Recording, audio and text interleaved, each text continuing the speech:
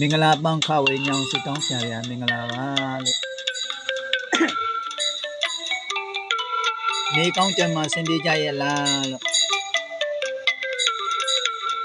ဒီနေ့ကတော့တခါတိုင်းနေနဲ့မတူပဲတစ်မျိုးတစ်ဖုံအသက်ဆန်းလေးဒီလိုလေးနဲ့လာပြီးတော့မိတ်ဆက်ပေးတာပါလို့စေဝရာမှာလို့ဟောတာကြလာလို့တခါ6ခုနဲ့ဒီလိုလေးပါ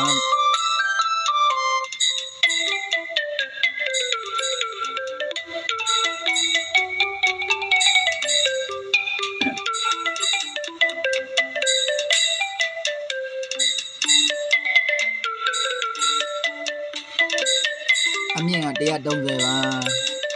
ဘေးအခြေကတော့80ပေါ့တကားထဲတဲ့အကျယ်ကတော့29ပါတကား6ချက်ဇေဝရအော်လာကြလာလို့ဒီထွန်းပြီးလုပ်ပေးရတာပါလို့